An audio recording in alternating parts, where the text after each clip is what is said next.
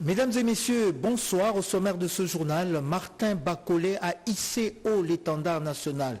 Le boxeur congolais a montré une fois de plus sa supériorité en venant à bout de l'Américain Jared Anderson. Pour un combat prévu pour 10 rounds, c'est au 5e round que son adversaire est tombé par KO. Le combat a eu lieu à Los Angeles, aux États-Unis d'Amérique. Certains jugements rendus par les cours et tribunaux sont iniques. Ce du moins, c'est que pense l'ANEP, l'Association nationale des entreprises du portefeuille de l'État, qui envisage d'inquiéter certains magistrats et leurs complices. Et puis la route Bandundu-Bagata en voie d'être remise en état. Les travaux sur les chantiers avancent à pas de géant, nous dira dans ce journal Rodé Panda. Merci et à tout à l'heure.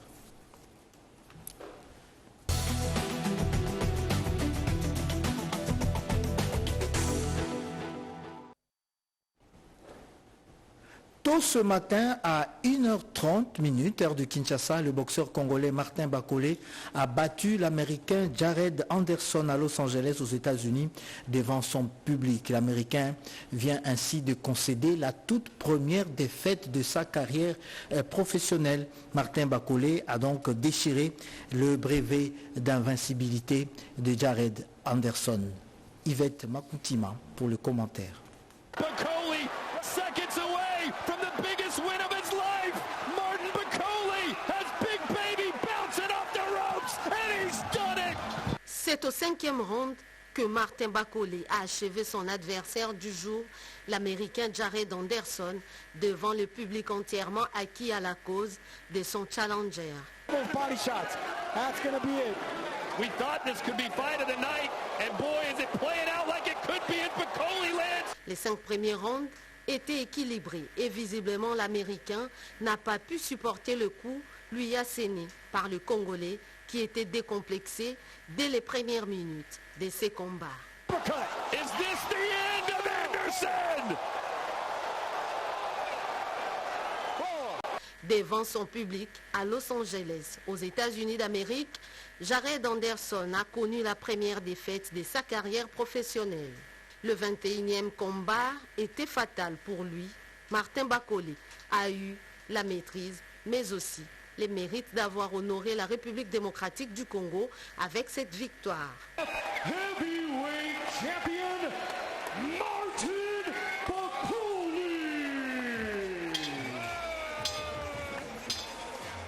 Comme dans ses batailles précédentes, Martin Bakolé a démontré ses talents pour ce noble art. Il est sans conteste l'ambassadeur du sport congolais à l'étranger. All right, I'm here with big Martin Bakolé. Congratulations à Martin Bakolé. Le réseau routier dans la partie ouest du pays est défectueux, à l'image du tronçon compris entre Bandundu-Ville, Bunkulu et Bagata. Bonne nouvelle tout de même pour les usagers de cette route.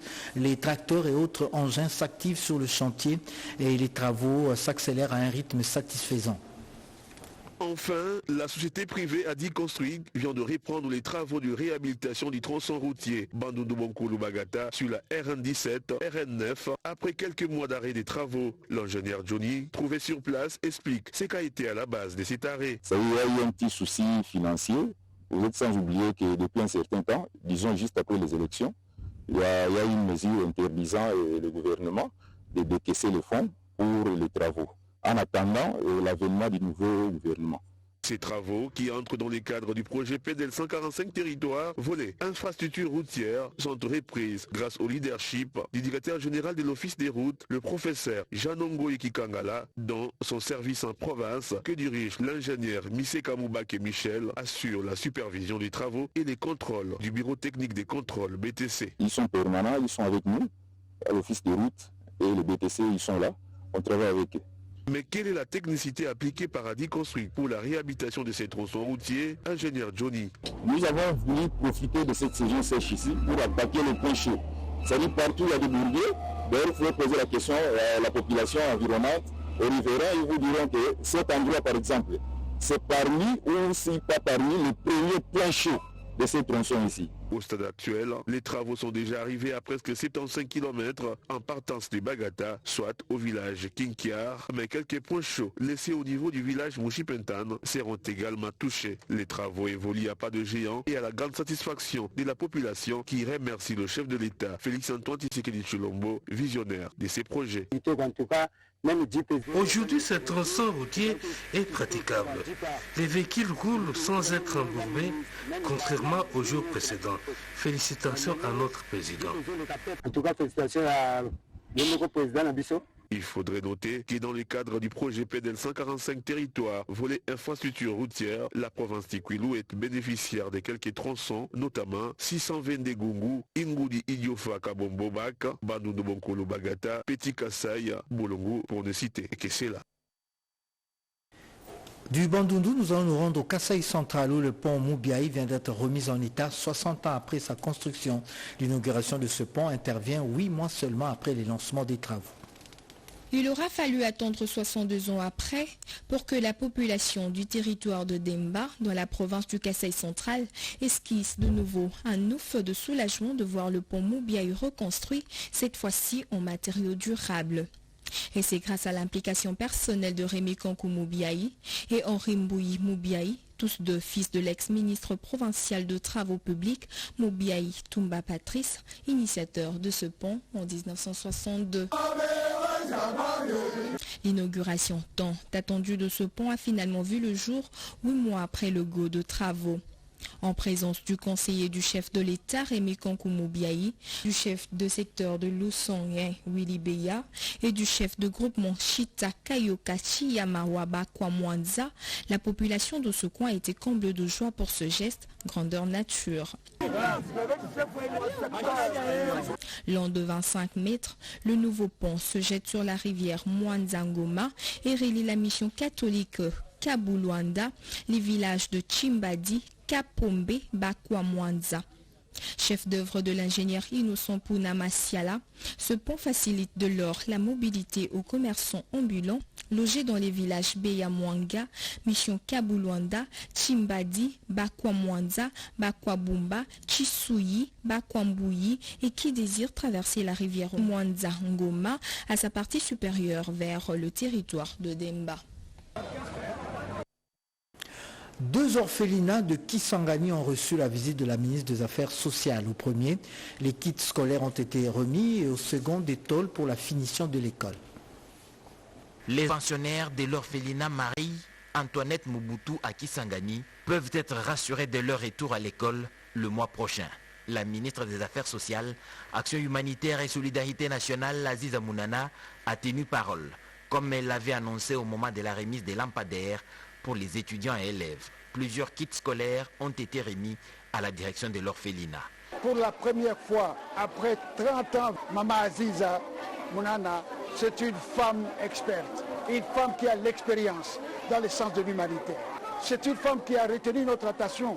Les gestes que Maman a posés ici, c'est toute la ville de Kisangani qui a jubilé pour dire merci Maman Aziza Mounana. À sa sortie de l'orphelinat, les veuves sont venues à sa rencontre pour exprimer leur doléance que la ministre se propose de rencontrer dans les tout prochains jours. L'orphelinat Saint-Laurent a également été visité par la ministre des Affaires sociales, Action humanitaire et solidarité nationale, Aziza Mounana. Ici, elle participe à la finition de l'école et apporte des vivres et non-vivres. 500 tôles, poissons, riz, haricots, huiles végétales font partie du lot. Et le centre Saint-Laurent, c'est un centre qui accueille ces enfants pour leur redonner espoir dans la vie, pour les éduquer, les encadrer. Et cette aide est vraiment louable parce que ça va nous aider. Après la visite de beaucoup d'autres sites, Aziza Mounana promet la modernisation des orphelinats. Je vous le disais en liminaire de ce journal, certains jugements sont iniques. C'est du moins ce que pense l'ANEP, l'Association nationale des entreprises du portefeuille de l'État. Les membres de l'ANEP se sont concertés pour inventorier de cas concrets de ces jugements qu'ils estiment iniques et veulent proposer de stratégies pour décourager les juges et leurs complices. Yolande Voka pour le reportage. Les cas de jugement unique prononcés dans les cours et tribunaux par certains juges verrés condamnant les entreprises et établissements publics à des amendes et autres dommages d'intérêt exorbitants. C'est toute la problématique qui a été exposée et débattue au cours de cette réunion de concertation entre la NEP et le chef des entreprises du portefeuille, victimes de ces cas de jugement unique favorisant des tierces personnes et ce, au détriment des intérêts de l'État représentés par ces entreprises. Les participants ont retenu 3 triangles de la mort, constitués d'abord le premier triangle des juges, des avocats et des conseillers juridiques même des entreprises. Le deuxième triangle est constitué des juges, des huissiers et des banques. Et le troisième triangle est constitué des juges, des avocats et des politiques. Ce sont là les acteurs majeurs qui sont à la base de ces jugements uniques.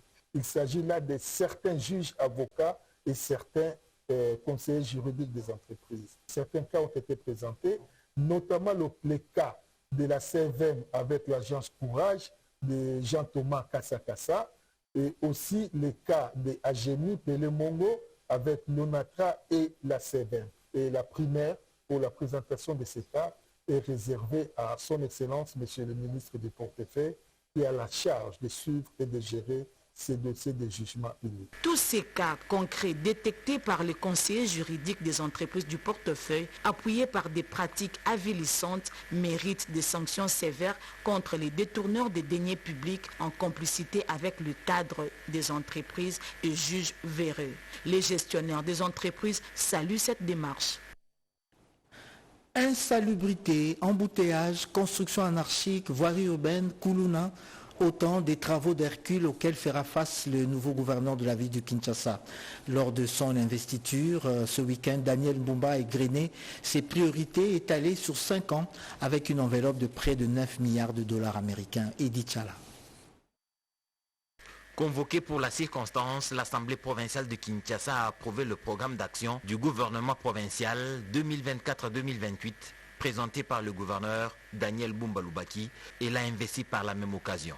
Le premier citoyen de la ville a fait part aux élus des priorités de l'exécutif provincial pour son quinquennat dans le domaine de la sécurité, de la mobilité, de l'assainissement et de la salubrité, sans oublier celui de l'aménagement de la ville, de la construction des bâtiments publics ainsi que des infrastructures routières et ferroviaires. Dans une ville où quasiment tout est à refaire, l'autorité urbaine s'est montrée rassurante et a réaffirmé la détermination du gouvernement provincial à matérialiser ce programme ambitieux dénommé Kinshasa Zobonga. Pour concrétiser sa volonté de moderniser la ville de Kinshasa, le gouvernement provincial va se doter d'un comité de coordination de projets prioritaires. Honorable Président, honorable. S'agissant des secteurs d'éducation et de la santé, un plan de mesures sera pris en collaboration avec le ministère national et partenaires du secteur éducationnel, des prophètes et autres professeurs d'école pour passer en revue tous les problèmes liés à ce secteur qui relèvent de nos compétences.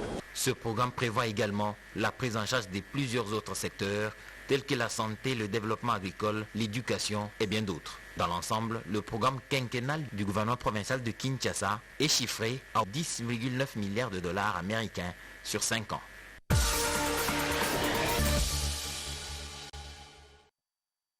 Baleinière a fait naufrage à Kindu, sous le fleuve Congo, occasionnant ainsi des dégâts matériels et humains importants. Pendant ce temps, à Kinshasa, un incendie a ravagé la fourrière où étaient entreposés des véhicules au niveau de Limité à la 17e rue. La RDC a commémoré cette semaine, le 2 août, le Génocost, dernier sur fond de grève de transporteurs en commun à Kinshasa. Ce sont là les faits marquants de la semaine avec Serge Mata. En début de semaine qui s'achève, les conducteurs des transports en commun ont déclenché un mouvement de grève pour dénoncer les tracasseries routières dont ils disent être victimes, ce qui a paralysé les activités dans toutes les 24 communes de Kinshasa. Dans l'entretemps, quelques mesures ont été prises par le gouvernement de la République pour décanter cette situation. La République démocratique du Congo a commémoré pour la 3e fois les génocides congolais pour des gains économiques. Génocost depuis son instauration en 2022. Au nom du chef de l'État, la première ministre Judith Suminwa était à Kisangani pour présider la cérémonie officielle en hommage aux millions de Congolais victimes d'atrocités liées au conflit dans la partie est du pays. À l'instar de Kisangani et de tant d'autres villes à travers le pays, Kinshasa a également commémoré les Génocaustes ce vendredi 2 août au chapiteau du Palais du Peuple. Le mardi 1er août a eu lieu, comme chaque année, la double célébration des fêtes des parents et des morts dans tous les 4 coins du territoire national. De partout, les familles sont allées dans le cimetière pour assainir les sépulcres de leurs proches décédés et inhumés. La femme africaine a célébré le 31 juillet dernier sa journée internationale. Cette 50e édition 2024 a également été l'occasion de revenir sur la place de la femme africaine dans la société contemporaine, question d'améliorer les conditions de celle-ci et de favoriser son émancipation. Durant la semaine, la province d'Imanema était en deuil suite au tragique naufrage d'une baleinière sur le fleuve Congo, causant 25 décès et plusieurs disparus. 3 jours de deuil ont été décrétés en mémoire des victimes. Conformément à la résolution du Conseil des ministres du vendredi 28 juin 2024, de nouveaux horaires des services au sein de l'administration publique sont entrés en vigueur depuis le jeudi 1er août 2024. Jean-Pierre Liaou, vice-premier ministre, ministre en charge de la fonction publique, en a donné quelques précisions. L'intersyndicale de la Société de transport du Congo, Transco, a levé la grève après le paiement de 2 mois d'arriérés de salaire par le gouvernement de la République. Ce paiement a été vivement salué par la délégation syndicale de cette entreprise publique.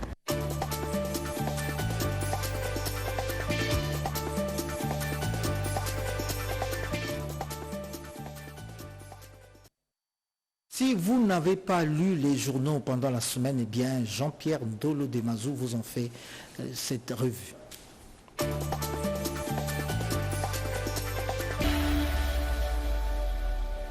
Bienvenue mesdames, messieurs à cette rétrospective hebdomadaire de la revue de presse. Les Congolais rendent hommage aux millions de leurs victimes d'atrocités liées aux conflits armés. Forum des As évoque la présence de la première ministre Judith Suminwa, représentante du chef de l'État à Kisangani pour célébrer le Génocauste.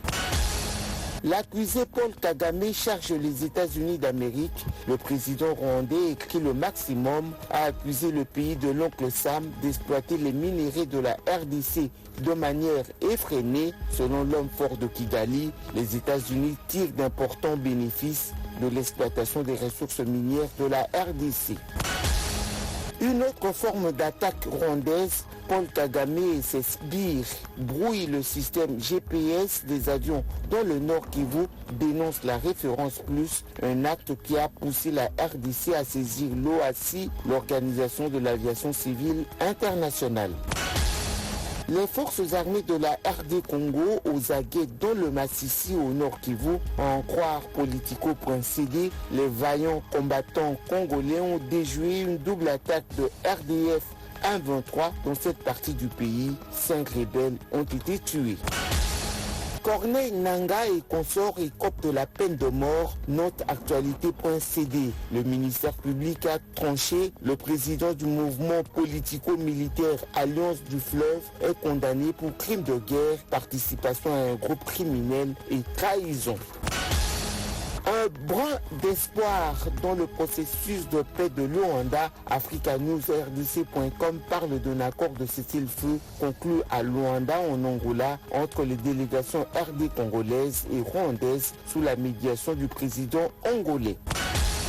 Drame à Kinshasa, un concert de musique gospel de Mike Kalambai au Stade des Martyrs fait 9 morts et 19 blessés, rapporte Econews. Parmi les victimes, des femmes dont l'une d'elles était enceinte et des jeunes enfants. Suite logique du drame du Stade des Martyrs, le gouvernement suspend jusqu'à nouvel ordre les événements sportifs dans cet amphithéâtre. Est également concerné par cette mesure le Stade Tata Raphaël. Du coup, le double concert de Fally Ipupa et du Festival de la culture congolaise Festigola est annulé. Blocage au Sénat, le bureau définitif de la Chambre haute du Parlement n'est toujours pas installé. Géopolis Hebdo justifie ses retards par l'absence d'un consensus au niveau des familles politiques du pays. Miguel Cachal-Katemp, directeur général de l'ARSP, meilleur élève de Fachi Econews, se base sur le baromètre des entreprises publiques de juillet 2024 publié par l'Institut de sondage Les Points, où le directeur général de l'ARSP arrive en tête des mandataires publics avec 68% d'opinions favorables recueillies.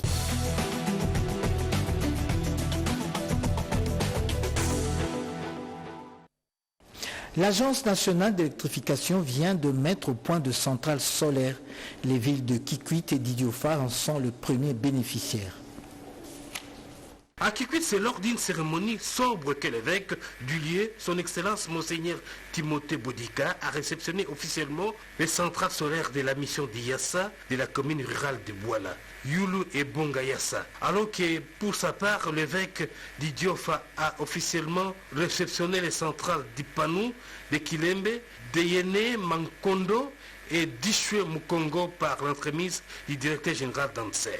Les objectifs de ce projet, tels que dictés par la vision du président de la République, chef de l'État, Félix Antoine Tshisekedi, restent inchangés, c'est-à-dire assurer l'accès à l'énergie au Congo rural pour catalyser le développement à la base. Les défis qui se présentent à nous sont ceux de la pérennisation de ces ouvrages, leur maintenance et leur usage pour les fins de production économique. Car l'accès à l'électricité a en effet pour fondation d'induire le progrès. Il sied de rappeler ici que cette cérémonie de remise s'est opérée 2 ans après l'électrification de toutes ces entités territoriales dans les Bandundu. En effet, les 2 évêques se sont accordés avec le directeur général d'Anser sur l'impérieuse nécessité d'une gestion saine à même d'assurer la pérennisation des centrales solaires et de leur maintenance. La traite de noirs, ce sujet est toujours d'actualité plusieurs siècles après. En tout cas, l'ambassade américaine à Kinshasa a organisé une table ronde en rapport avec cette traite négrière.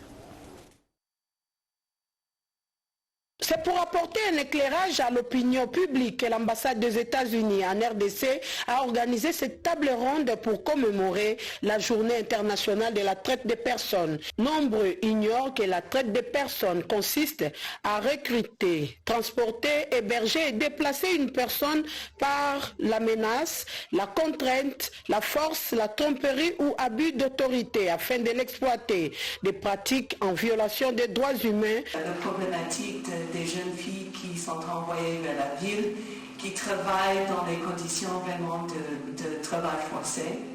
Ils comprennent la situation des enfants soldats qui sont recrutés pour les conflits. En RDC, les cas de traite de personnes consacrent 42% de travail forcé, 39,6% d'esclavagisme sexuel, plus de 66% des femmes sont concernées, précise Chantal Yelou-Moulop.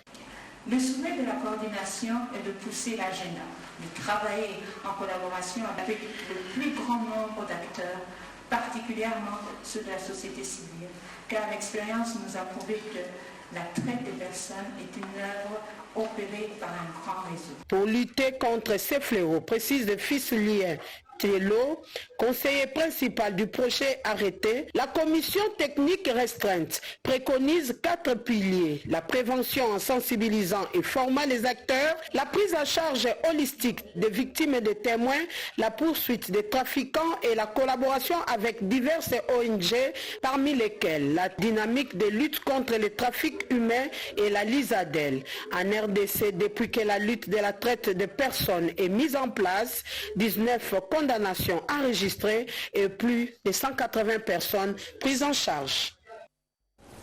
Plusieurs femmes ont été primées pour leur parcours exceptionnel dans leurs domaines respectifs. Parmi elles, Chantal Kanimbo, c'est l'ambassade de Grande-Bretagne en RDC qui a honoré ces braves femmes congolaises. Cette C'est en marge de la journée internationale de la femme africaine que l'ambassade de Grande-Bretagne en RDC, avec l'appui de l'Union africaine, a organisé cette activité ayant pour thème « Célébrons les héroïnes panafricaines d'hier et d'aujourd'hui ». Une façon de marquer cette date en RDC et d'honorer les femmes congolaises ayant marqué l'histoire. Le constat est que malgré les grandes contributions des femmes en Afrique, leur apport dans les domaines de la paix, sécurité, aussi à l'éradication des inégalités et discriminations et autres, il est regrettable que les grandes figures féminines africaines restent toujours méconnues. D'où cette cérémonie organisée par Alison King, ambassadeur de Grande-Bretagne en RDC, où l'on a reconnu les mérites de plusieurs femmes de la RDC, notamment des mesdames Nzuzi Wambombo, Koima Futa, Chantal Kanimbo, Joël Billet, Julienne Lusenge, Georgette Biébie et d'autres. Une femme congolaise, la première personne noire d'occuper le poste de recteur d'Édimbourg pendant 500 ans. Donc c'est vraiment quelque chose d'incroyable. Le Royaume-Uni reste déterminé à autonomiser les femmes et les filles. Nous soutenons plusieurs initiatives qui promeuvent l'égalité des sexes, qui améliorent les opportunités éducatives et qui favorisent l'autonomisation économique des femmes. Grâce à notre collaboration avec les partenaires locaux et internationaux, nous visons à soutenir et à élever les femmes de la RDC, contribuant à leur croissance personnelle et professionnelle. Occasion pour Alison King de remercier l'Union africaine pour son apport à cette organisation. Les invités à leur tour, elles avaient aussi droit à des récitals, la détente, aussi la visite de l'exposition photo, en plus de la projection du film relatant les exploits des femmes en Afrique. La situation humanitaire à Goma est préoccupante. Le ministère des Affaires sociales tente de répondre aux urgences qui s'imposent pour soulager ces populations en détresse. Faire l'état des lieux des déplacés internes dans les camps et de la situation des prisonniers, tel est l'objet principal de la mission qu'effectue la ministre nationale des droits humains à Goma, où elle est arrivée ce dimanche 4 août 2024. Madame Chantal Tchambou-Mouavita va s'enquérir des conditions humanitaires de ces déplacés qui vivent dans des conditions malheureuses au vu des souffrances qu'ils endurent à la suite de la guerre. À l'aéroport international de Goma, elle a été accueillie par la conseillère principale du gouverneur de province en charge aussi des droits humains, Madame Priska Luanda Kamala, accompagnée des membres du FONAREV à la tête de la DGA, Madame Emmanuela Nzadi. Pour faire l'état des lieux des déplacés internes, déplacés de guerre, et aussi un état des lieux sur la situation des prisonniers. Je vais aller dans les cas des réfugiés pour voir la façon dont ils vivent, s'ils ont comment leur situation humanitaire.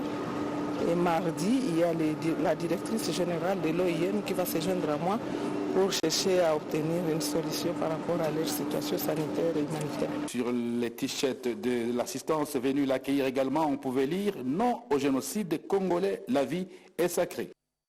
C'était plutôt le ministère des Droits humains qui s'est penché sur le dossier des déplacés de guerre à Goma. À Kisangani, le Génocide a été commémoré, à Kinshasa également, où des bougies ont été allumées en mémoire de toutes les victimes congolaises.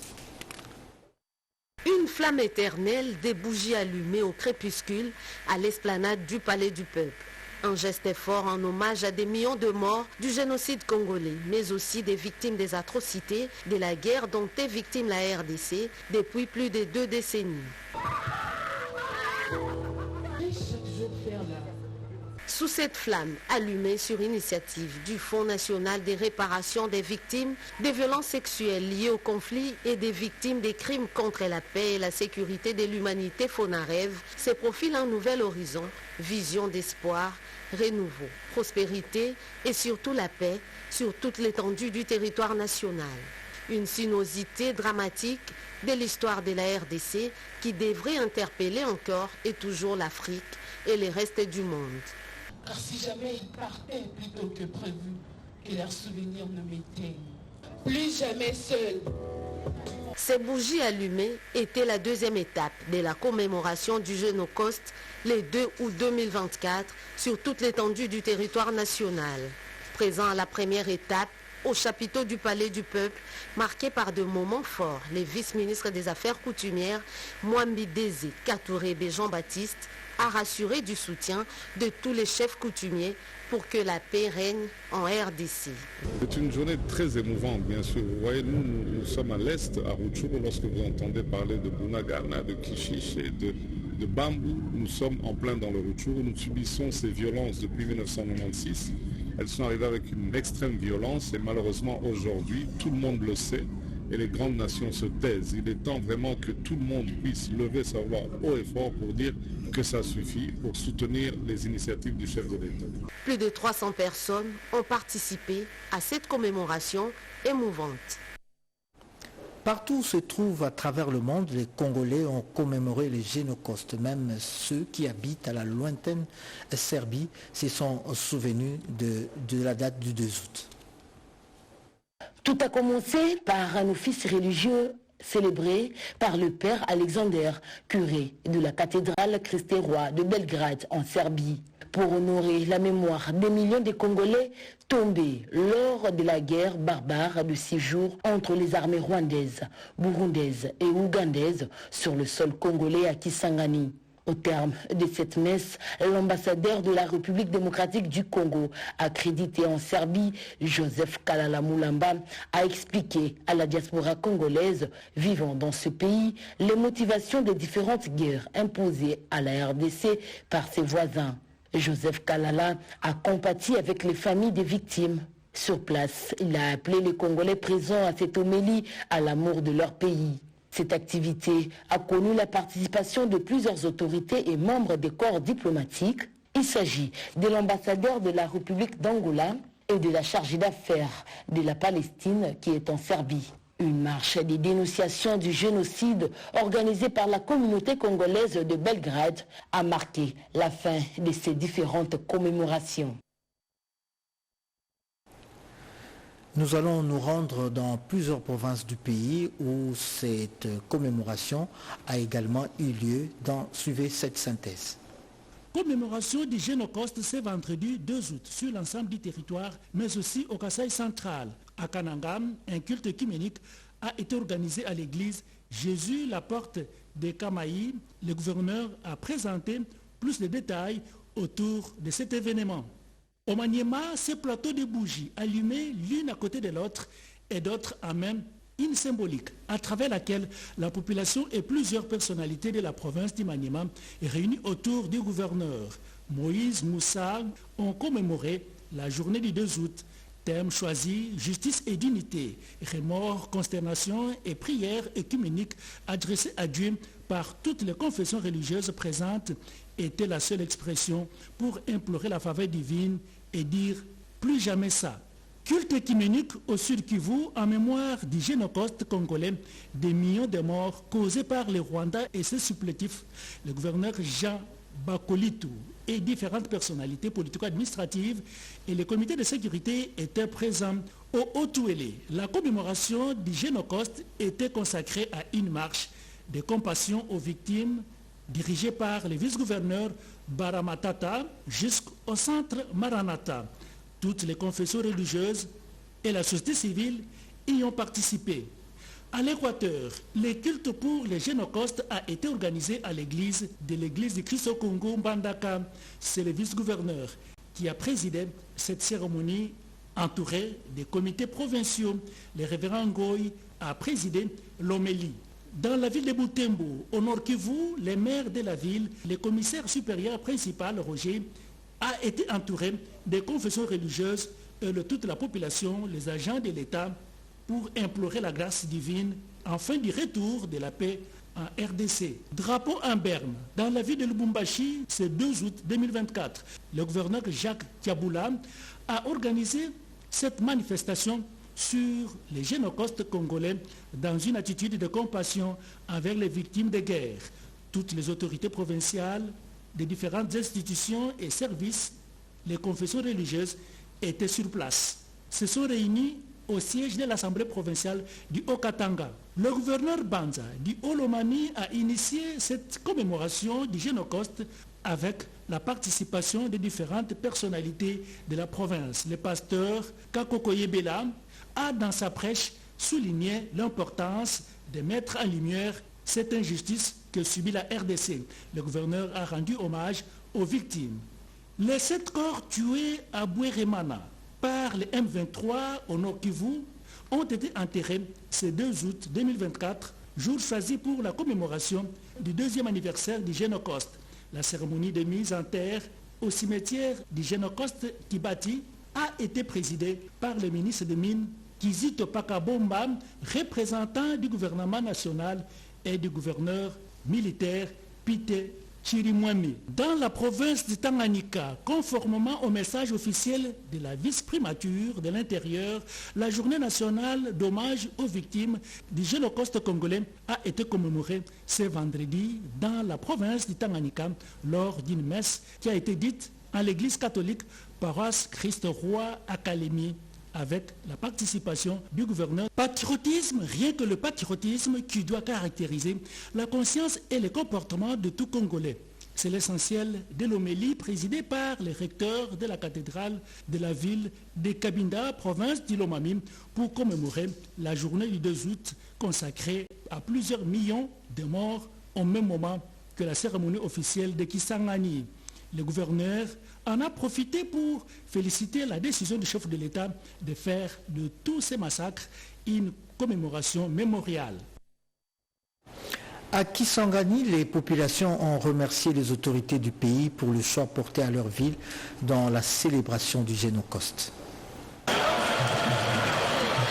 L'émotion est remontée à la surface près de 24 ans après pour Kisangani. Comme si c'était hier, les victimes ont raconté l'incurie des armées rwandaises et ougandaises sur le sol de la République démocratique du Congo. Pour un Congolais censé s'allier au Rwanda pour une quelconque raison et continuer à entretenir un tel déchirement, comme à Massissi, à Rutshuru et à Nyiragongo actuellement, tient à un égoïsme sauvage, à une absence totale du patriotisme. Élu de Kisangani, l'honorable Ladi Yangotikala, mu par la redevabilité, a tenu à remercier Kisangani de l'accueil réservé à la délégation venue de Kinshasa pour cette lugubre célébration.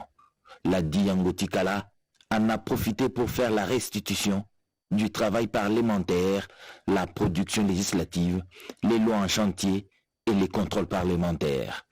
Tous ensemble, ils ont remercié le président de la République, Félix-Antoine Tshisekedi, pour le choix de Kisangani, la ville martyre, afin de se souvenir de ces actes odieux perpétrés par les ennemis de la République.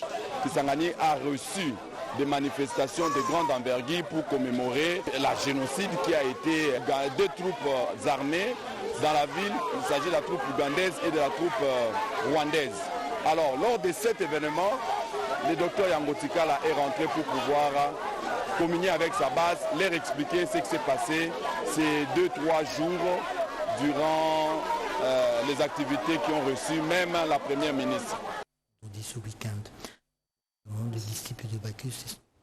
Dear Beer, et oui, Dear Day, c'est la journée mondiale de la bière. Le monde a célébré cette journée ce vendredi. À travers le monde, en tout cas, les disciples de Bacchus se sont livrés à cœur joie à la consommation de leur bière préférée. En RDC, à Lubumbashi plus précisément, la bière a coulé à flot.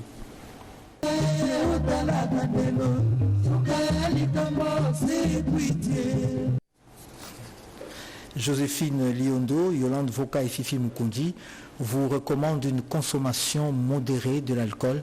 Demain déjà, le travail reprend. Bonne semaine à tous et à toutes. Au revoir.